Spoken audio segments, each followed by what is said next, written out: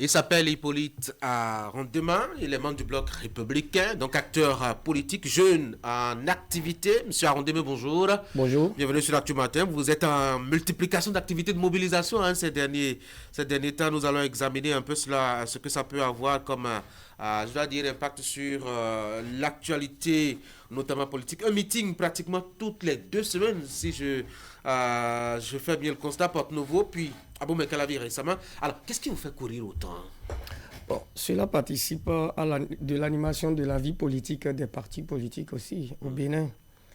Et actuellement, pendant les 9 dernières années, il y a des réformes qui ont impacté la population béninoise. Et après cela, nous avons décidé d'aller à la rencontre de la population pour savoir quels sont ces impacts qui les ont touchés et comment améliorer leur quotidien. Et en tant que parti politique, vous savez, bientôt il y aura les élections générales en 2026. Donc nous abordons toutes ces questions avec nos militants, nos sympathisants, pour pouvoir faire ces élections avec rassurance. On a l'impression que c'est vous seul qui êtes au BR parce que vous êtes le plus en activité, comme si vous aviez un objectif particulier et personnel. Non, le BR, c'est le parti de la jeunesse. Et beaucoup de jeunes doivent comprendre que le BR est le seul parti qui a donné 30% de quotas à la jeunesse et 30% de quotas aux femmes. Ça veut dire que les jeunes plus les femmes, ça fait 60%. Ça veut dire que les 40% appartiennent à plus de 45 ans et autres. Et poussière. Maintenant, ce que je suis en train de dire, si vous faites ces 2 calculs-là, je pense que c'est mieux pour tous les jeunes de se retrouver, jeunes et femmes de se retrouver dans le BR pour pouvoir faire bouger le bloc républicain. Parce que les autres partis n'ont jamais écrit dans leur texte. De votre parti, parce que ils réclament, justement, ils se réclament au chevet et à l'écoute, je dois dire, du bien des jeunes et des femmes. Donc moi, je veux savoir si ces partis ont déjà prévu des places pour les jeunes et les femmes comme le BR a prévu. Moi, je lis les textes de tous les partis. Ce qui me motive chez le BR, la place de la jeunesse et des femmes sont respectées. C'est de ça qu'il s'agit. Justement, vous parlez de jeunes et de femmes, de bons éléments de mobilisation d'ailleurs, de masse. Mais dans le fond, qu'est-ce que les femmes ont gagné avec Talon? Les femmes ont gagné beaucoup avec le président Patrice Talon. Par exemple, le président Patrice Talon est allé jusqu'à créer l'Institut des femmes. Ça existait avant lui. Mais oui, mais sauf qu'il a modernisé cet institut. Les femmes ont le droit de venir parler de leurs projets, se faire financer, se faire accompagner. Et avec les microfinances, le chef de l'État a passé de 50 000 à 100 000 et il est en train d'aller jusqu'à 200 000. Donc dans le monde rural, les femmes ont droit à des projets ils ont reçu des financements pour des projets de transformation du manioc, du beurre de karité et autres. Donc il a mis les femmes au centre de son pouvoir pour toutes les décisions, même dans les assemblées de toutes des grandes structures. Toutes les femmes sont représentées aujourd'hui, mieux qu'avant. Donc les femmes ont beaucoup à gagner avec le président Patrice Talon. Et les jeunes alors? Les jeunes ont beaucoup à gagner avec le président Talon. Regardez les ministres, quand même c'est des ministres jeunes aujourd'hui. Ah oui, ils ont relativement entre 40 et 45 ans. Oui, mais depuis qu'ils sont ministres depuis 9 ans, vous avez vu quel âge ils avaient quand même. Et beaucoup de jeunes sont nommés quand même. Il y a un ministre à 25 ans, hein? Non, mais 25 ans, ouais, je suis d'accord. Il n'y a pas de ministre à 25 ans. Oui. Mais vous connaissez le système éducatif de notre pays. Comment ça marche? Ça marche comment? Pour avoir tous ces diplômes, ce n'est pas à 25 ans qu'un jeune doit finir. C'est pourquoi nous avons demandé de mettre des systèmes de l'éducation, des formations professionnelles en place pour pouvoir que les jeunes puissent rapidement être formés, se mettre sur le marché. Donc quand même, nous avons un esprit jeune qui gère le pays. Et toutes les constructions, les réformes que le chef de l'État a fait, c'est pour la jeunesse qu'il a fait ça, pour que demain nous nous sentons à l'aise chez nous. On ne peut plus prendre les bacs pour dire qu'on veut voyager, on veut aller en Europe et se faire tuer par d'autres personnes et tout, d'autres racketteurs. Tout ça là a été prévu pour que quand vous êtes à l'aise chez vous, vous ne pensez même pas sortir de votre maison. C'est de ça qu'il s'agit. C'est pourquoi il est en train de préparer la maison pour que la maison soit belle et puis nous allons nous sentir à l'aise. Oui, mais les jeunes, ce n'est pas forcément uniquement la nomination. Non, les jeunes aussi, c'est les entreprises. C'est les entreprises. Et quand même, il y a tous les systèmes pour accompagner les jeunes pour faire leurs entreprises, pour pouvoir quand même évoluer dans un système bien convenable à eux. Aujourd'hui, avec toutes les technologies et le développement des NTIC, la jeunesse se sent quand même à l'aise dans ça. Pour vous, en tout cas, Patrice Talon aura beaucoup fait pour ce pays, c'est bien ça, hein? Oui. Mais lors de sa dernière sortie médiatique, le chef de l'État n'a pas exclu la possibilité de partager le même candidat à sa succession avec un certain Boni Yayi. Ça va être une grosse trahison pour vous, non? Vous qui avez passé votre temps à combattre Boni Yayi et son parti, les démocrates qu'il dirige, pendant tout ce temps, ça va être une trahison. Bon, moi, je ne sais pas si c'est le chef de l'État, il est le seul là, qui voit ce qui est bien pour lui. Et en ce moment, je pense que nous allons voir si c'est bon aussi Qu'est-ce pour qui est nous-mêmes. bien pour vous? Ben, Est-ce nous, que c'est d'avoir un candidat choisi par Boni Yayi et soutenu par Patrice Talon? non, nous, il y a deux partis de la mouvance. Hein. Donc, pour nous, les partis de la mouvance ont le droit aussi de choisir leur candidat. Et si Boni Yayi veut les soutenir, il les soutient. Mais en même temps, je vais vous dire quelque chose, c'est toujours le Bénin qui gagne.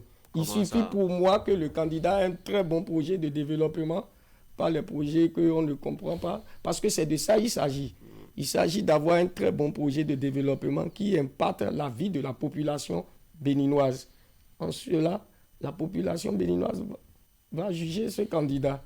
C'est quoi un bon projet quand on sait que, bon, les deux hommes sont à la tête de deux mouvements, de deux camps, Ouais. dont les visions sont pratiquement opposées, en Oui. tout cas dans la façon de gérer, dans Oui. la façon de voir le Bénin. Oui, ça c'est clair, les deux hommes, mais il s'agit d'un candidat. Il ne s'agit pas de ces deux hommes-là.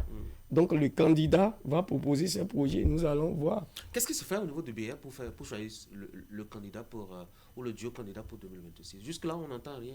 Qu'est-ce qui est prévu selon vos tests? Ben, vous savez, nous sommes dans le système partisan quand Oui. même, non? Le système partisan dit que de choisir le candidat, donc peut-être qu'il y aura des élections au sein du parti pour choisir le candidat. C'est ce que les tests du BR disent. Non, mais c'est ce que le système partisan même d'abord dit. On a fait le système partisan dans les grandes démocraties, que ce soit en Europe, aux États-Unis.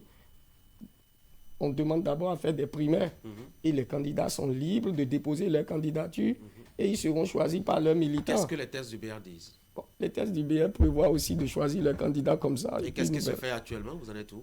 Ben là, le président du parti est en train, avec tous ses dirigeants, ils sont en train de réfléchir comment il faut mettre les structures Vous en êtes place. encore à la réflexion. Non, Mais ils à sont- moins d'un an, hein? À moins d'un an? Oui, du Ben, dépôt de candidature. ça peut se faire. À moins d'un an, vous avez dit, Oui. on a encore 8 mois devant nous quand même. À peu près 8 Donc mois. si pendant on 8 sait. mois, on peut bien travailler Vous aussi. voulez improviser alors? Non, il n'y a pas d'improvisation. Le BS est le parti le plus structuré du Bénin. Il y a des tests, il y a des lois, il faut les respecter pour travailler, pour revenir à des résultats concrets et ne pas frustrer les militants et les sympathisants. Quels sont les impacts réels de vos mobilisations là, je dois dire, à la base, véritablement? À la base, Quels sont les retours que vous avez? le retour qu'on a en tant que journaliste, je pense que vous devez savoir un Ah peu non, quand même. moi je ne parce fais pas que- des enquêtes. Je ne fais pas des enquêtes sur vos activités à vous. Bon, nous, Oui. pour Qu'est-ce le que les gens moment, vous disent quand vous passez? qu'ils ont besoin d'un esprit jeune au sein des partis politiques et qu'ils sont très contents de nous recevoir. Vous avez vu, nous avons fait une mobilisation Cocotomé. à Cocotomé, Au Cococodi, il y a, à Cococodi plutôt, et à l'hôtel Sassou, avec, je profite de l'occasion pour saluer le maire Patrice Oussou-Guédet, et saluer l'ancien maire plutôt, et saluer l'honorable Arif Bako qui était le représentant du président du parti et du bloc républicain. Nous avons eu plus de 2000 militants et sympathisants qui étaient sur place parce qu'ils ont maintenant foi au bloc républicain parce qu'ils ont besoin de comprendre, de discuter avec les leaders des partis, les responsables du parti pour pouvoir se mobiliser pour les échéances prochaines. C'est de ça qu'il s'agit. Et vous connaissez ce qui se passe dans le pays. S'ils ne sont pas contents, ils ne viendront pas. Hein. C'est parce que ça marche. C'est parce que Porto Novo a marché et Cocotomé a marché. Ou bien c'est parce que vous leur payez un peu les déplacements? Non. C'est le militantisme. Moi, je ne suis pas pour Ah oui? donner de 2000. Parce que vous vendez votre âme avec 2000 francs et vous ne savez pas ce qui peut se passer le Non, lendemain. frais de déplacement, c'est tout. Les frais de déplacement, non. Pas encore c'est pas encore Non, les nous, on ne élections. fait pas ces trucs-là. On les a bien invités. On a bien communiqué sur ça. Et les gens, ils sont présents Ils sont arrivés de part et d'autre, de Cocotomin, Calavi, surtout la 6e circonscription. C'est les militants du BR qui sont venus répondre présent.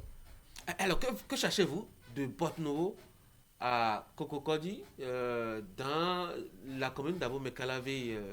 La commune d'Abomey-Calavi, vous savez, il y a plus de 1 million d'habitants là-bas. Oui. Et le BR a un seul député. Ça veut dire que nous avons quand même fauté à quelque part. Ça veut dire que le travail n'a pas marché correctement sur le terrain. Il s'agit d'avoir 8 députés dans cette commune. Et nous avons décidé de tout faire pour avoir au moins... Mais nous, on se disait que votre ancrage, c'est dans le mai. Et en principe, vous devrez travailler plutôt là-bas que de venir à Abomey-Calavi. Moi-même, j'habite à Cocotomin, moi. Moi, je suis de Cocotomin. Ma maison, j'ai construit à Cocotomin. Qu'est-ce qui vous a amené alors à Porto-Novo? À Porto-Novo, parce que nous avons des militants là-bas qui réclament des mobilisations. Comme ceux de Boïkon, ceux de Djougou, ceux de Parakou, ceux de Djidja. Ils réclament, il faut mobiliser les troupes de BR pour les échéances prochaines. Parce que si on ne mobilise pas les troupes, nous ne pouvons pas y arriver. Et il s'agit de l'animation de la vie politique. Il ne s'agit pas de rester chacun dans son coin pour dire que ça va alors que ça n'ira pas à la fin. Et quel est l'engagement que les jeunes prennent quand ils viennent vous voir? Les jeunes, on les fait comprendre que le Bloc républicain, c'est leur parti. Les tests prévoient de leur donner 30% dans la part du Bloc républicain. Donc les jeunes, avant, ils ne comprenaient pas ça. Ils ne comprenaient pas qu'ils avaient droit à 30%. Et aujourd'hui, quand ils ont commencé par comprendre, ils ont commencé par adhérer massivement au Bloc républicain. Et aussi les femmes. Ils n'avaient pas compris que le Bloc républicain avait prévu une part de 30% pour les femmes sur des listes. Donc, ils ont compris aujourd'hui. On commence par faire cette pédagogie pour leur dire, vous avez droit à 30%. Pourquoi vous avez attendu aussi longtemps avant de commencer à leur parler? Parce que peut-être que les gens n'ont pas compris qu'il faut vraiment faire une campagne de sensibilisation pour dire à la population jeune et femme que vous avez la part sur la liste électorale 30%. Parce que peut-être que ça avantage d'autres personnes de ne pas dire. Parce que si d'autres personnes disent, ils pourront perdre leur place aussi. Il s'agit de ça. Donc nous, en tant que jeunes, on a décidé de communiquer sur ça pour que les jeunes savent que leur parti, c'est le Bloc républicain. Ils ont droit à les 30%, les femmes ont droit à 30%. Et quelle sera la suite de vos mobilisations? Vous allez continuer dans le nord du Bénin? Bon, nous avons des instructions du président du parti. C'est lui qui décide là où on va. Donc vous êtes là seulement, vous attendez ces instructions? Ouais, nous attendons les instructions. Hippolyte Arandemain, merci d'être venu sur Actu Matin. Un mot pour finir rapidement.